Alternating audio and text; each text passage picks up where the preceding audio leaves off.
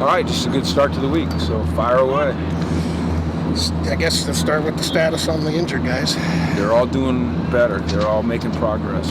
So no updates other than they're making progress, and we hope to have the guys that are available, and the ones that aren't won't be. So. Can you break that list down for us? Nope, I can't. Thought I kept trick you on that. Yeah.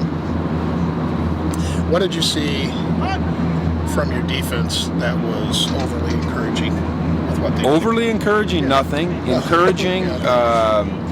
We were more sound versus the run because we were more disciplined in our gap control, which is what you have to be to play good on defense. We tackled better. We stayed on our feet better. And then in the pass game, we got pressure on the quarterback throughout the game, and then got him on the turf in the second half, and that helps obviously. And then the coverage was tight, which our secondary is a good group. They've played well all year. I think they're number one in the conference in pass defense efficiency, so it didn't surprise me that they'd play well back there. Are you guys a little bit better fit against that style of offense right now than one that maybe lines up and just comes at you? Well, no, I mean, we can play against either. It's just you don't see the other offenses very often, so it's hard to prepare. Like I know you're referring to a team like Stanford. You don't see that. We don't see that style of offense ever, except for when we play them. And so, you've got to do some quick learning. And I think that's, they're a very good team because they're very talented and they're very well coached, but they also present problems for everybody they play that doesn't have a familiarity with what they do. So, if we get a chance to play them again, hopefully we're better. How much of the pressure you guys got on the quarterback was due to the tight coverage? It always works together. Coverage and rush go hand in hand. If you can get pressure and the guy has to get the ball out of his hands quicker, that helps your coverage. If you have tight coverage and you make him,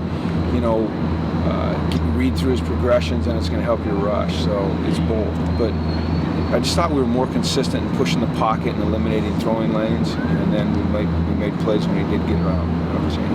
How encouraging is what you saw out of Johnny Johnson, especially on the outside? Well, I was encouraged, but I was also just very excited for him. It's been a long journey for Johnny. He's had, the 2 shoulder surgeries, and he's fought through a lot of things. And to see him go out there, and we put him in a lot of man situations and press, and he held up very, very well. And, so it's encouraging because, you can do it, and then it's exciting because of the hard work that he's put in and the adversity he's overcome.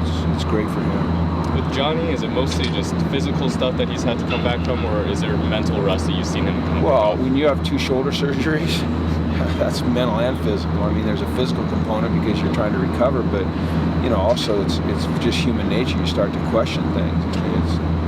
It came here highly acclaimed, and it didn't work out immediately because of the shoulder, and then he fought back and then got hurt again, and so that wears on you emotionally. So to have him overcome that and just continue to fight the way he has and believe in himself and work, it's really great to see.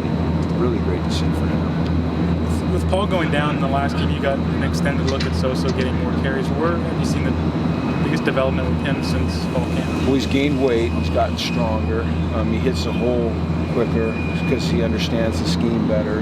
Understanding where you're supposed to go and when you're supposed to get there is one part of being a good running back. He's always had explosiveness through the hole. Got tripped up a couple times when I thought he was going to break it.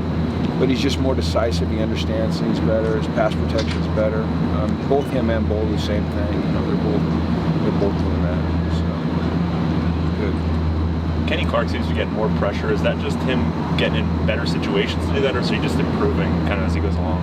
Well, I think anytime that your edge rushers are putting pressure on guys, Tack and Dion and Aaron Wallace and Matt Dickerson,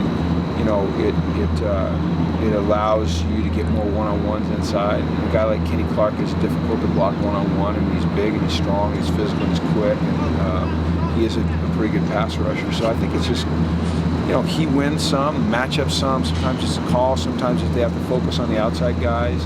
But he's definitely improving because he comes out here every day and he works very hard.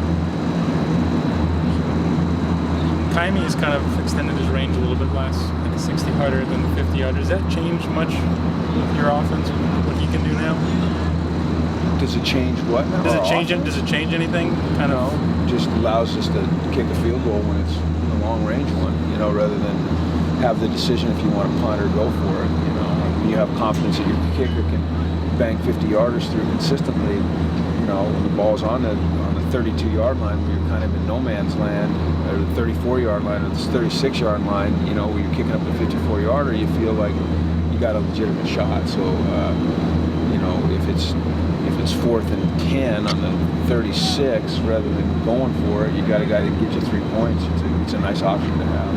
Has he shown that range in practice as well? He's kicked up to like 64, 66 in practice. I mean, like I said after the game, Jerry and Kaimi were the ones that, they're like confident. He said, "You got it, kick it." And Amy gave me a thumbs up. So I said, "All right, kick it." And he boomed it through, and it had room to spare. So I think he's kicking as well as anybody in the country right now. When you consider his kickoffs and his field goals, I don't know that there's a more proficient kicker in the country right now than Kaimi. It's been a long road for him. He's stuck with it. His teammates have believed in him the whole way. He's worked through things. He's kept his confidence, and it's paying off for him. It's really fun to see. It's kind of it's what you love about college, is watching these guys come in as freshmen and progress to seniors and all the improvement they make. It's cool. What do you think of Kenneth Walker's punting? Well, I think that he did a nice job. He put one down on the 9-yard line. His other one wasn't returned, so it was good. I thought Josh's punting was pretty good. We put that one down on the 9 as well. So we just got to continue to look at that and work on it and get better at it, and find ways to continue to increase our net punt average.